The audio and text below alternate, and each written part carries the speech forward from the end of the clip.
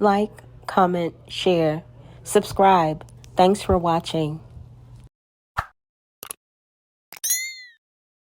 All right, y'all, I'm back with another flashback.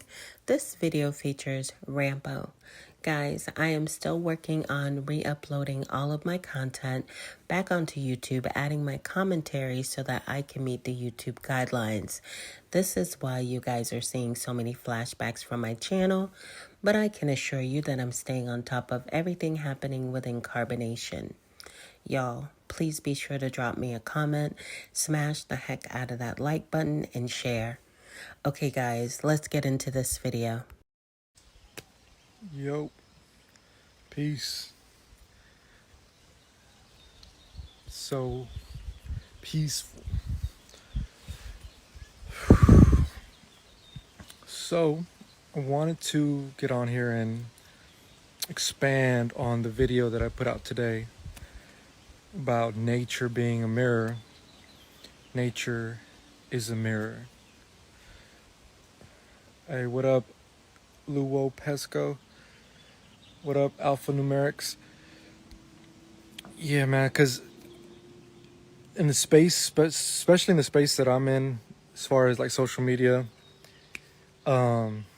nature, right? We all project our own perspective onto nature. It's like every single day I hear a new thing of what nature is, right? Well, nature is this, nature is that.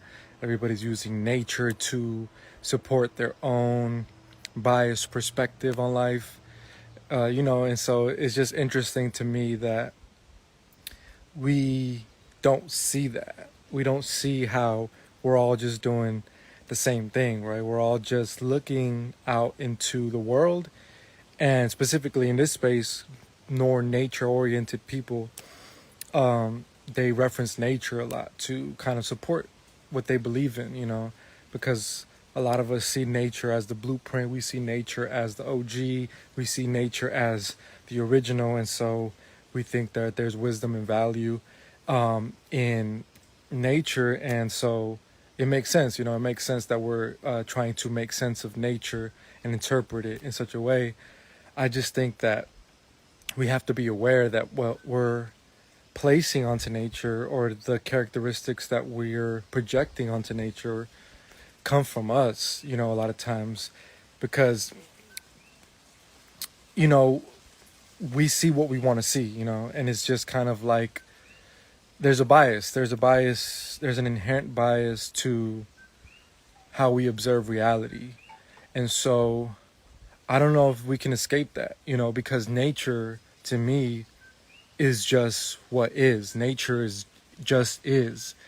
And so because we have this mind that wants to make sense of the world and wants to interpret and find meaning, we're like always battling with just being. Like, it's hard to just be. It's hard to just sit here. Even you see it in conversation, right? You're having a conversation with somebody, or even in the live right now. Maybe I feel a little bit compelled to just fill in the space. I have to do something. I have to figure it out. I have to say something. I have to say the right thing. I have to be the right person. I have to put myself out there in a certain way. And you kind of get more and more away from just being. Just like being at peace with just being. So I think that in a way, that's what nature represents for us, because nature is not going to be boxed in. All right, y'all. If you haven't picked up your copy of Greatness is a Habit, authored by Aaron Dixon, otherwise known as True. Many of you know him as True. He is an ex-Carbonation member, and he's authored this amazing read. If you are interested in self-development and growth, this book is a good one for you. It's available on Apple Books for $1, guys. I got my copy and I love this book. It's on its own accord. It's moving at its own speed, and it's within its own cycles, within its own sovereignty. And so we want to impose or project onto it. But it's impossible, because you would never be able to box in nature. That's why you see so many different interpretations of nature, because nature encompasses everything, And so you have people, and I think what has sparked this, I had seen a video where some women were saying in a video like nature is queer, and I just thought about that, like why we have a need to have to label nature as something, and I get it, we do observe behavior that, same sex, nothing, like I don't see anything wrong with that. But it's just like we have to put this title on it, and we do that to ourselves, obviously, too. We join groups or become part of movements where we self-identify as certain things, and I get that human need to be part of something, but then we kind of impose that onto everything else around us to try to almost like we're trying to make something a part of what we got going on. We're trying to make nature our ally, because if nature has our support, then therefore our perspective is true or right. But everybody's doing that, not just you. Yeah, you have your own point of view of life, and yeah, you want to be accepted, and yeah, you want your truth or your perspective on life to be the right one. But so does everybody else, Everybody wants to believe that how they see life or how they see the world is the proper way to see the world. But what if we could just be okay with the possibility that everybody has a different perspective, and that's actually what makes life more enriching, is that we do have our differences. Because once we kind of go down the road of sameness, it's like homogenization of the human experience, the human culture. What if the beauty is in the differences that we experience, and that maybe we're going towards a space where we have an inability to tolerate a difference of opinion, yet we're interpreting that as disrespect, or we're interpreting that as hate. But it's really just people see the world differently, and that's okay. Like, not everybody has to see the world how you see it, because nature is diverse in that way too. Yes, you have some animals that do certain things, but then you have other animals that don't do that. So why are you focusing on the specific animals that support your bias? So it's like, that was my point with that video. And especially when it comes to like nutrition, right? I don't know if any of you guys are familiar with just the health space. Obviously you've probably heard the memes talking about like how certain animals eat only plants and they have muscles, or they've been able to build big bodies off of just plants, and so then they use that as a sort of marketing for that particular way of eating. Specifically with the gorilla, right? Or like, you want to be as big as a gorilla, or look, gorillas are strong. These ruminant animals are strong and they eat nothing but plants. So it's like you're going out into the world looking for something that can confirm your own perspective, But guess what? Other people are doing that too with other perspectives. So it's like we're all doing the same thing. So it's just funny to me that we battle one another when we're all just projecting onto nature or our own perspective. And somebody has said, this only applies to people coming from first world nations, but not to indigenous people or people living with nature. And I don't think that's true. I think that it's the human condition. And I think it's important to value the perspective and the approach and the contribution that indigenous traditional cultures have had.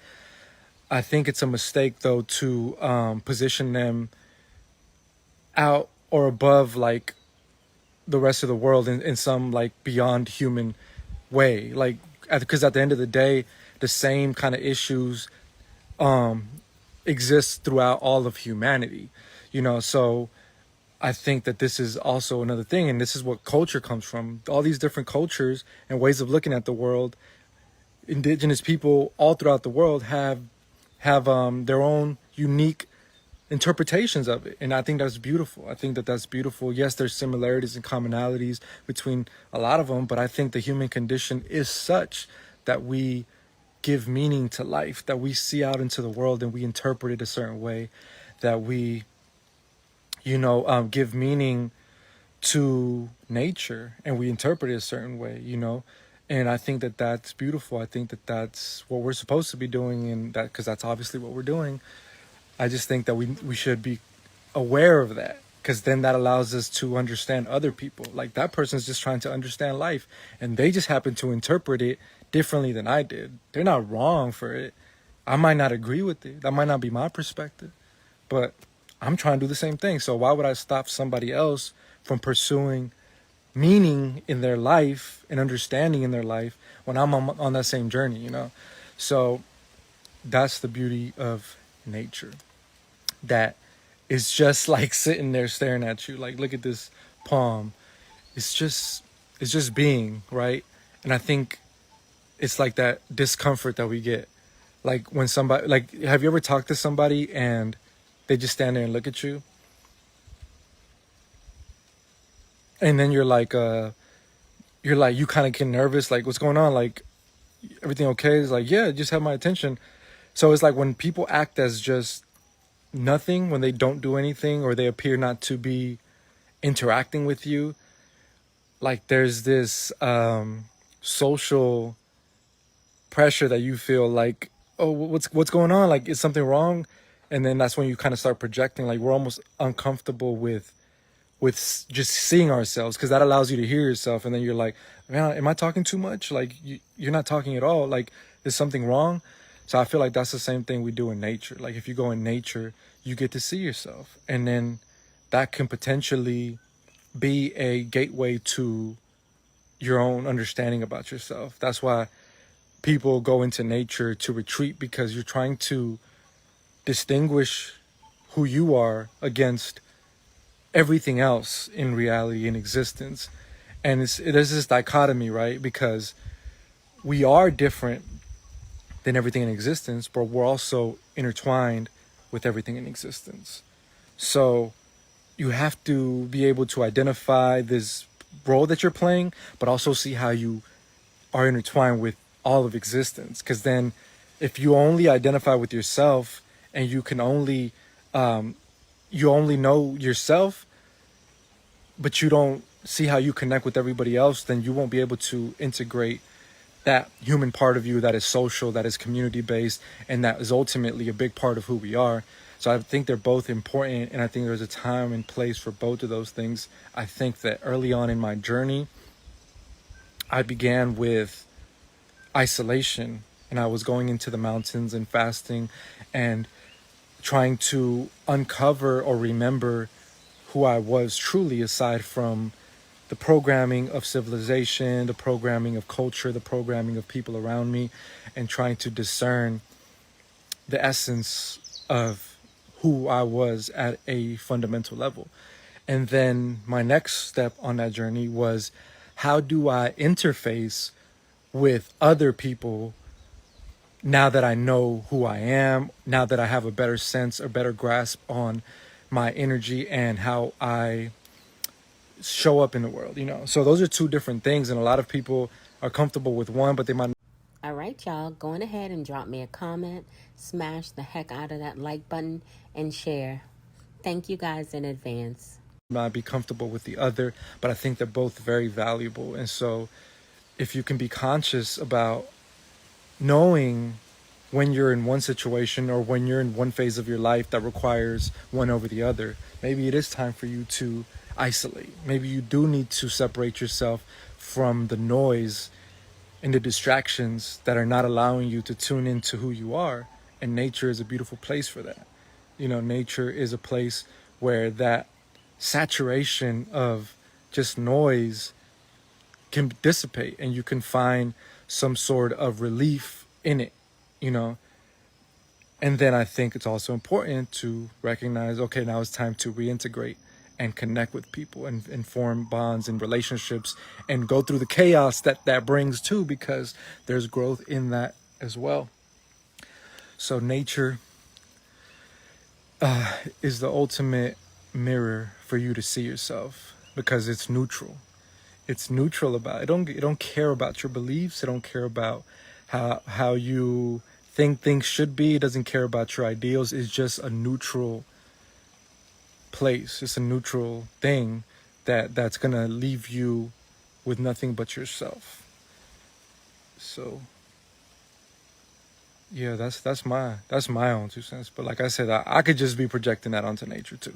I'm just doing the same thing. So at the end of the day, you decide for yourself if what I'm saying resonates, because I'm doing the same thing as well. Like, it would be hypocritical for me to say nature is a mirror and we just project it onto it, and not to also add that I'm doing that too in the same token, you know. But yeah, I think that's nature.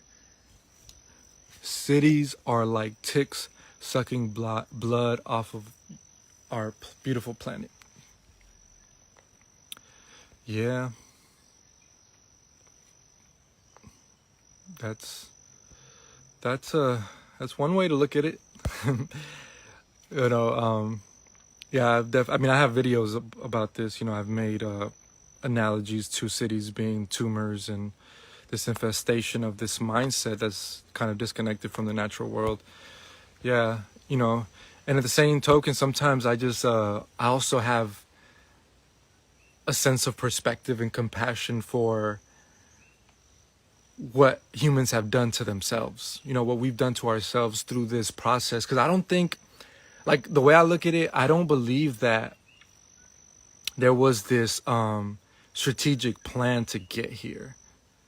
I really wholeheartedly believe that where we at now as humanity is a byproduct of things of good intention, you know, for the most part. I think that we wanted to experience a life outside of the uncertainty of nature and the cycles that nature exhibits, and the cycles that nature has, you know. And so we have tried to control the circumstances. So if you think about a city and civilization in general is a controlled environment. So nature is its own environment, its own system. So when you're in nature, you go into and fit into what's already happening, and you're a part of that, because you can't control nature to that degree. But what cities are, they override or have exhibited control over what was once nature and created a controlled environment, right? So you are controlling a lot of the parameters and factors that in nature are, that we're actually subject to in nature. Now we have control of the food supply. We have control of where food is accessed, where water runs. We create dams to divert natural water sources so that we can control the water supply in a way that we want to manage. So everything is becoming controlled. And this is what I noticed just in my studies of observing and trying to understand, how did we get here? How the hell did we get to me holding this phone and me talking through this device as a modern human who was born disconnected from interfacing with the natural world, right? With the trees, the grass, the birds, the fruit, the roots, with all of it. And it all started with the food supply, like, but really it's been this experiment to try to control and create a controlled situation. And so the more you kind of go down the route, you kind of get certain things. So some of the things that pop up as a result of controlling the environment is that you get religion, you get slavery, you get restriction of certain foods. Like, you start to get this kind of a narrowed view of life that's based on the controlled environment, because now you're disconnected from nature and the influence that nature has always bestowed on us. So then that controlled environment becomes our philosophy, becomes our God, becomes the way we look at the world, and we see eyes through that domesticated mindset, like someone said. So now we're domesticated beings who are under the system of civilization and no longer under the system of nature. We're no longer interfacing with nature. Now we're interfacing with civilization. So now it's like life is about getting a job. It's about career. It's about the law. You have to follow the law or you might end up incarcerated. You have to deal with law enforcement, those that enforce the law of the civilization. So that's kind of where you operate from. You know, the body is supposed to be clothed. You're supposed to have clothes on the body because socially that's expected of you, and the body itself is sexual in its nature even when there is no sexual intention, so now we have to cover up and highlight. There's all these things that come along with the emergence of civilization. But like I was saying, I don't think it came about as a like a plot, right? Because I think this has happened over thousands and thousands of years. I don't think somebody sat down and said, we are going to domesticate humans and this is what we need to do. I don't even think that's possible because of how long it takes and the process required to even get here. I just think it's something that happened. We wanted to control our environment because we didn't like the uncertainty of nature. We didn't like some of the things that nature included. So we tried to insulate ourselves from the natural world and create a controlled environment where we could control the food. We could have year-round food of the same food supply. We could be insulated from the weather so we can experience a similar temperature year-round. All these things, right? But what we didn't account for or realize was that there was going to be repercussions to those actions. And I think that's what we're experiencing now, right? People are depressed. People have no purpose, no meaning in life. They're unhealthy. They don't even know how to relate or connect to the land. They're just lost. They're just feeling a sense of unfulfillment. There's a lot of anxiety, a lot of mental illness. All right, y'all. So I am back with another great read. This is the Goddess Affirmation book, authored by Janae. Some of you may know her as Nateri. She is an ex-Carbonation member, and she has authored this amazing book. The book is available on Amazon.com. Just search for the Goddess Affirmation book, authored by Janae Newell.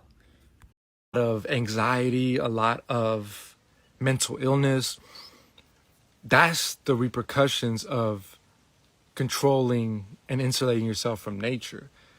And I think that we're starting to learn that. Now everybody's seeing the benefits of nature, right? You see studies online, people talking about why it's good to take a walk in nature. Like, no shit. Like, really, like it took us thousands of years of innovation and technology to realize that how indigenous and traditional cultures have been living since the beginning is healthy and beneficial. Like, so it's just so funny to me because and what that represents is that we don't accept reality for what it is. We don't accept nature for what it is. We only want to take the good things, and that's the mindset. That's the colonization. That's the domesticated mindset. I only want the good things that you have to offer, and I don't want to deal with the challenges that also come along with being in relationship to you. And that's relationships right there. That's the number one reason why people break up, because they only want to be in the loving state. They want to be completely immersed in the infatuation, but they don't want any of the hardship that comes with relationships, that comes with relating to one another, because there's differences. Now we have to try to understand, we have to communicate, we have to relate on a deeper level beyond just what you get benefit from. That's the mindset right there. So all these things are linked. If you only are looking for what brings you joy and fulfillment and ecstasy, but you're not accepting the other side of that, you will eventually end up here. You will end up as a domesticated, insulated, single, detached, individualistic human who's only thinking about themselves, because in order to be in relationship to anything outside of yourself, anybody outside of yourself, a natural environment, you must be willing to accept and relate to all parts of the other, all parts of nature. And if you're not willing to do that, you will create an environment that insulates you from nature and attempt to only get the benefit from it. This is why I said people know the fruit, but they don't know the tree that it came from. How many of you love a mango, but you will be hard pressed to identify a mango tree? How many of us love a pineapple, but we've never seen it grow? How many of us, love all these different fruits, but we don't know where they come from, how they grow, or how they even exist in nature? And so that's an analogy for that same thing I'm talking about, that we only want the benefit. We don't want the real. We don't want the true relationship, which is challenging at times. It requires more out of you. You have to be willing to offer something up. You can't just take. And people don't like that kind of relationship. So that's why humanity has ended up where we ended up. So yeah, that was a very good realization, even for myself. Yeah. We like life, but we don't like death. We like the infatuation, but we don't like the arguments. We like the nature, the fruit that nature provides, but we don't like the thorns. We don't like that we have to get through to pick the fruit. It's like on so many levels we like so many things, but we have to be willing to deal with the uncomfortable part of it too, because then we're not accepting it fully. Like, I can take you any day that you're feeling great and things are beautiful, but can I take you, and am I willing to relate to you when shit gets hard? Am I willing to go through that storm, because that's a part of who you are as well? So are you willing to step outside into nature and embrace everything that you see? Or are you only looking for things that make you feel good about nature? And this is what I noticed that we do, going back to the conversation of nature being a mirror. It's like, how many people have you heard reference that some animals eat the young because they know that there's limited resources, and maybe they have a litter of young that they know that they can't provide for it? But you're not going to hear people talk about that, because they only want to make nature seem like this beautiful paradise. And that is a part of it, right? There is a part of it, but there's also the part of it that's not that, is the contrast. And it's like, it's just selective. We're being very selective about what we see in nature, and so maybe if we just accepted that nature encompasses more than we're comfortable with accepting at the moment, that could be a start. We could start there, right? We could start by just saying that, like, yeah, there's some things in nature, I don't know how to make sense of them. I don't know how to integrate that, or why that's happening. I don't feel comfortable with it. Okay, that's honest. That's honest. And if we start there, then maybe we can kind of open up the conversation to something more expansive, something a little bit deeper, and maybe going towards why do I not feel comfortable with it? And then maybe we'll end up kind of at this place where we kind of just discovered a moment ago that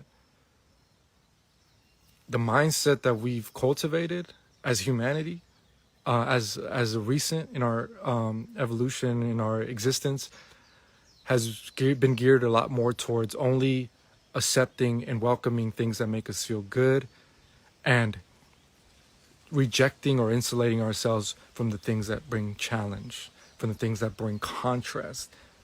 And so now that we know that, now we can be aware of that and maybe be a little more open and receptive to other parts, even when they make us feel uncomfortable.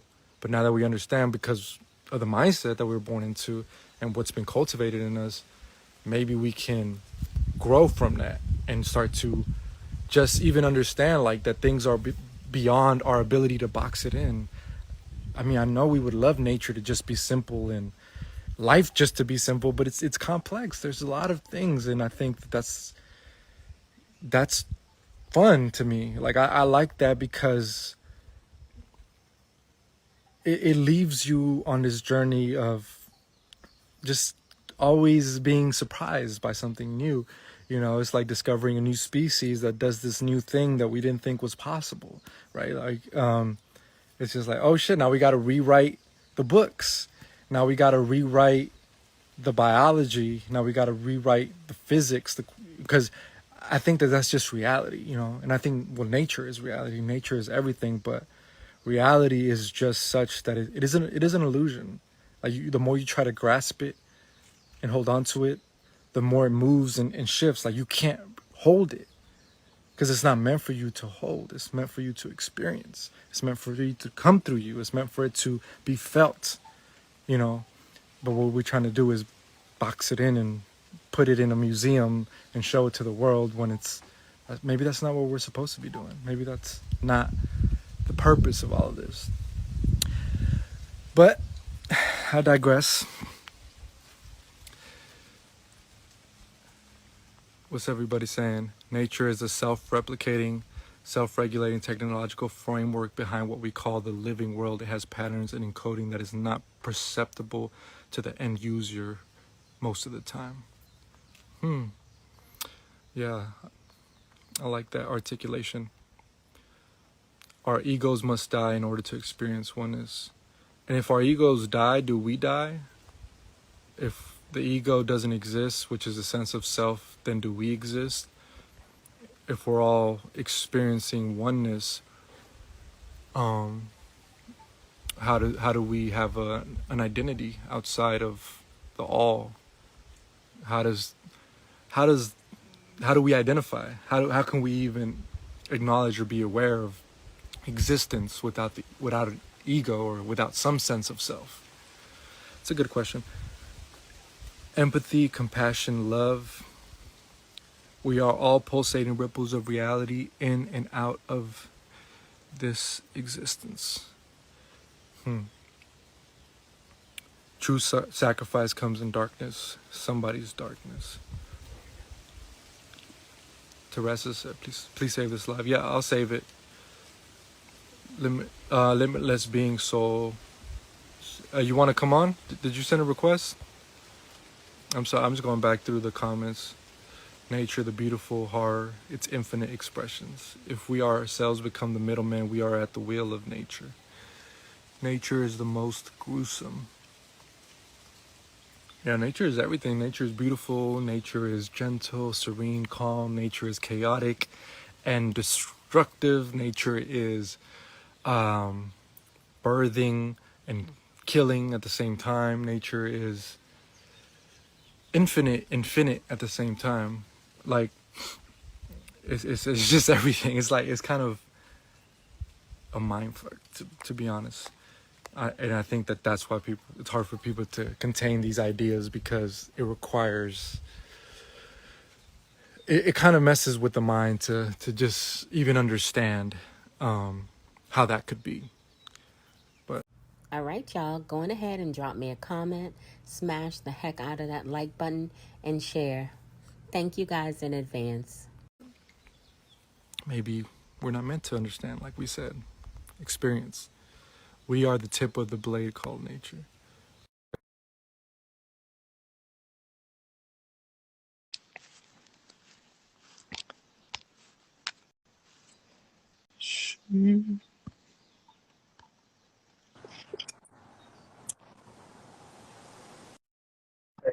How's it, brother?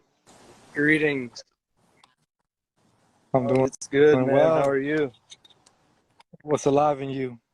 Yes. Man, the heart's active, the life force energy, everything, man. I'm really picking up on the message you're spreading right now about nature just being a reflection. And it's all up to us to perceive the true meaning, but not self-impose that onto others, because we've all been gifted this consciousness and this intelligence to perceive it a unique way. And we can all learn from one another, no matter what label, what skin color, Yeah. you know, what we eat, what we consume, because it's all energetic. It's just on another vibration from my perspective. Yeah. Yeah, it's funny. Like, I think sometimes I get triggered because people say like they use like my truth, and like I don't really resonate with saying my truth, but I get what they're saying, because I think when people say my truth, they're saying my perspective, like, so to a certain extent, we are all living out and experiencing life through our perspective, so because then people will say, well, there's only one truth, and this funny, like, I agree, they're both true. I think there's only one truth that we all experience differently through our own perspective. You know what I mean? So it's like there's this Absolutely. and that's the polarity of life. That's the tangible with Mm. the ungraspable. That's the logic with the illogical, the chaos and the peace. And so, yeah, there is one truth. The two sides Right, of our right. brain So it's like hemispheres. there is one truth. We're all just experiencing that truth differently. And so then we call that my truth. So, you know, There's our own relative truths, but then I also say there's absolute truths. Like we're all birthed from our mother. We're all the sun gives us energy. You don't have to debate there's people about that that, will you know? debate you on It's like that. Yeah, no, yeah, yeah. that is true. That is And I true. think the more we kind of go down this train of thought, I think that's where I've seen, well, we're seeing now things that we never had questions about, right? Like, one example would be like the whole gender identity. Um, if you would have said like 20 years ago, like most people did that idea to most people would have seemed crazy, would have seemed like so out of pocket that they wouldn't even consider having a conversation about it.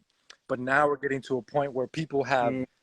shared a perspective and popularized a perspective where, oh shit, like we're questioning that now too. And it's like, damn, so even what you're saying, like this idea of absolute truth is getting to a point where even the things that we believe to be absolute are starting to be questioned in a way that we never thought before. So even this idea, do we get the energy from the sun? I'm guarantee you within the next couple of years, you're going to see somebody postulating some sort of theory about why that's not the case. You know,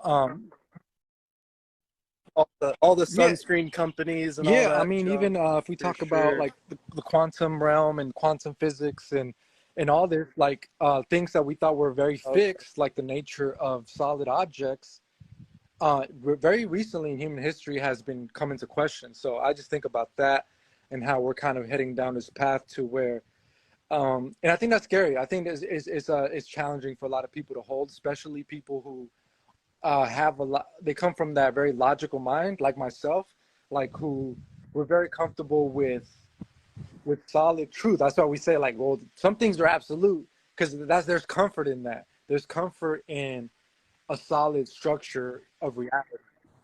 Right, We can right. Like ground I feel ourselves in comfortable it. if I know that every day when I wake up, the sun's gonna rise, and I feel comfortable if there's not gravity isn't just suddenly gonna go out on me one day. Like there's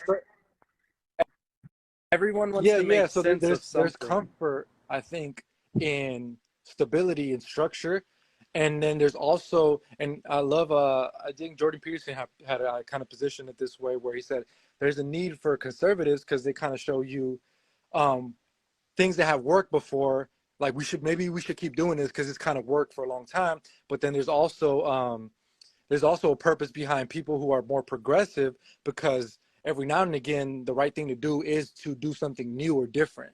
And I really resonate with that because that's kind of how I see life. I'm not, that's my whole mantra, stay balanced. It's not like I'm just conservative and Yeah. I want to just keep doing everything we've done because maybe there's going to come a time where we need to do something different. But at the same time, I value things that we've always done because there's a reason why we've always done them, right? So like maybe right, right, If it ain't right. broke, So don't so like I see fix it. both sides, and I think that if we can bring more light to this middle path and just be aware that a lot of people think like that, but what we see on social media and what is popular and it gets a lot of traction is the polarization in the extremes, right? So Mm. that's what was really gets a lot of press and attention is the polar. extremes and opposites, but I think a lot of people like The polar they opposite. really see they're somewhere in the middle. You know, they're not that polarized. And I think if we have more conversations about that, it kind of goes back to what we're talking about. We're talking about The disconnect to nature, and how, you know, this is what I was thinking of earlier. If you can't sit with yourself in nature and just listen to the trees and the leaves and the birds and the singing of, because that's pure harmony. If you can't listen to that, you'll never be able to sit in a room with a group of different energetic beings and perceive them for what they truly are, not just your own projection and your own yeah, reflection of your own perception. yeah, yeah, exactly. Yeah, so it's just important to not get caught up in your own perspective, but just to understand that, yeah, you do have a unique way of looking at the world, but so does everybody else. You know, like in that aspect, you're not unique, and you know, and I think if you can see that as valuable, then you could embrace it. You know, but if you see it like, oh, that's a threat to my own perspective, so now you have to go and conquer the minds of other people to believe and see the things, see the world what you see. Instead of growing Right. from it. So yeah, man, I think there's value in these different perspectives and different energies um, that we have. Absolutely. Certainly. I really appreciate your message. I'm thankful for what you share. It definitely resonates with my lifestyle and just my vision and what I'm embodying Where here you on Earth. located? Yeah, I'm in Okay. West Texas. Yeah, I work on a regenerative uh, organic chicken farm, and I also work for a company called Nose to Tail, and we ship out all regenerative, humanely raised. It's a local Texas farm here in Mm. Texas as well. So those interrelated passions and uh, purpose has just connected me to yours as well. So I Thank really you, like brother. what you're doing. Appreciate it. For sure. Yeah. All right, bro. Well, thank you for coming on, man. It was Yeah, good man. talking to you. It really was. All right, Peace, brother. power, prosperity. Y'all have a great day. How do I? Okay.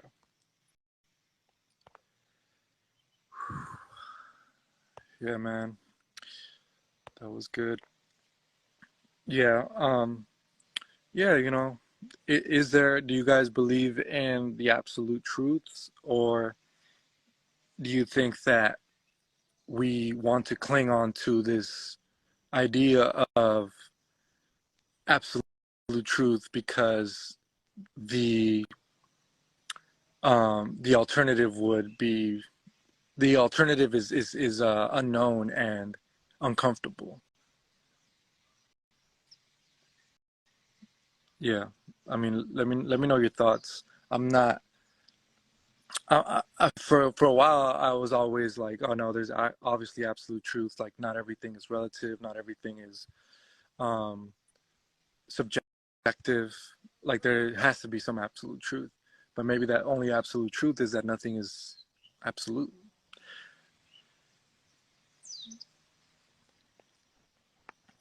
Yeah, because even some people say like, what is um, what is nature? You know, you said nature is the truth. No, well, what is nature?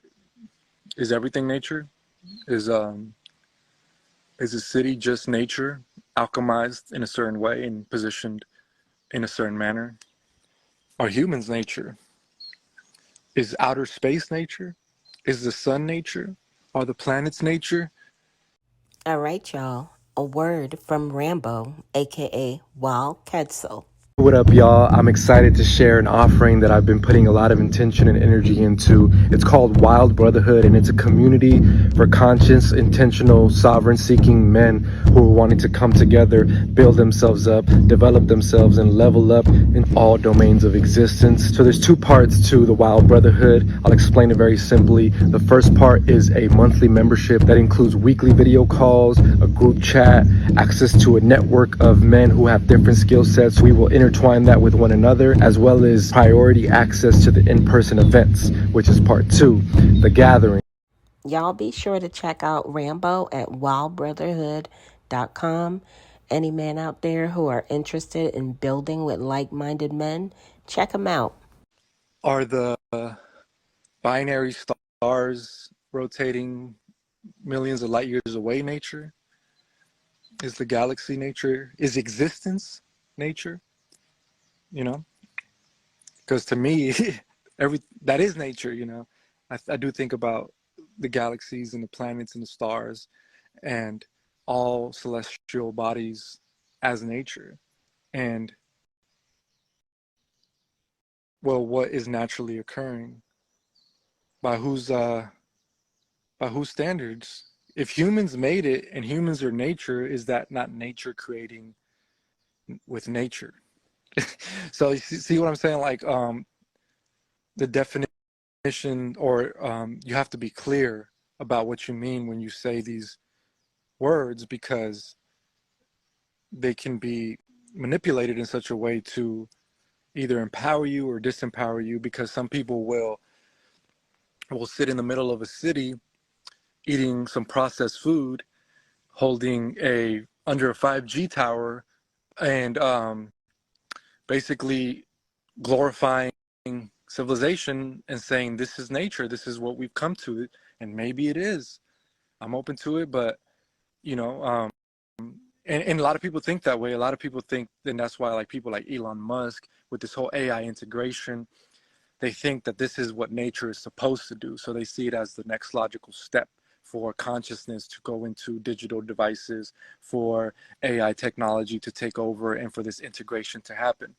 Because and that's why they want to colonize other planets, because they see that is the next logical step, because they think that we've came here for a reason. This is what nature wanted to do, because if nature's a human are nature, and if humans are doing this, then it's kind of like nature's doing it. And that's one perspective, you know. I think I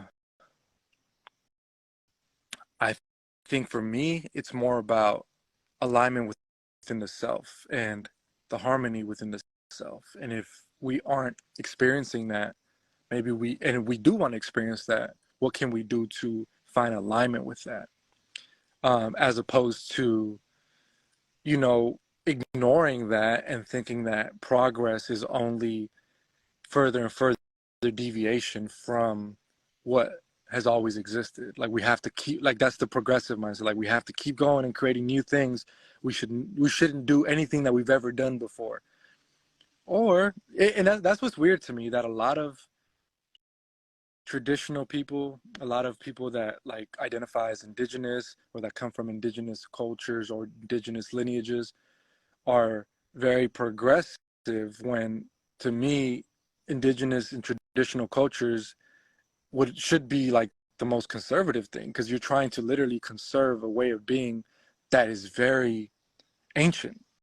So it's interesting to me, because I often see a lot of kind of people that come from that going the other way with a lot of the ideology, or they identify maybe politically as more progressive, but what you're trying to do is conserve.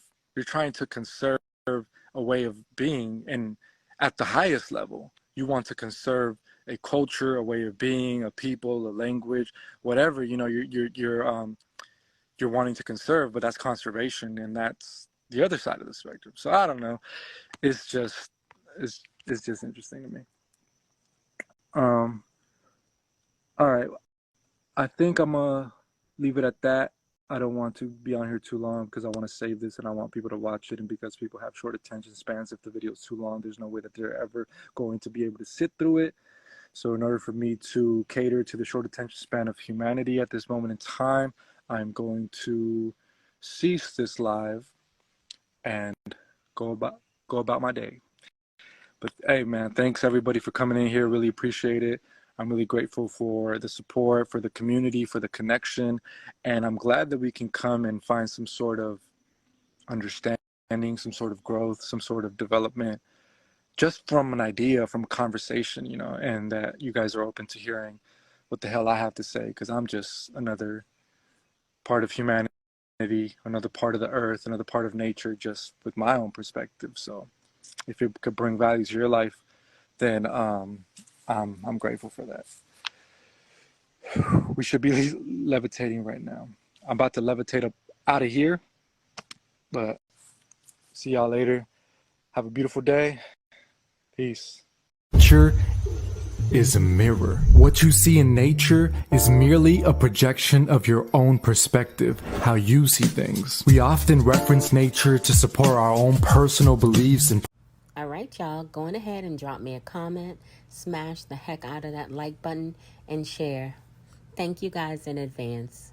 preferences. Some people may reference a gorilla to make a case for a plant-based diet. Others reference predators like lions and tigers to make a case for animal-based diets. Some people describe nature as queer. Others see only male and female with a few exceptions. Some people paint nature as a serene place, devoid of any chaos. Still, others point at the destructive qualities that nature exhibits. The reality is that nature is all of this. Nature encompasses everything that we can observe, everything that we can articulate, and everything that we can identify. That's troubling for a lot of people to recognize because nature includes not only your perspective, but others' perspectives as well that you may not agree with. But then again, that's just what I'm projecting onto nature.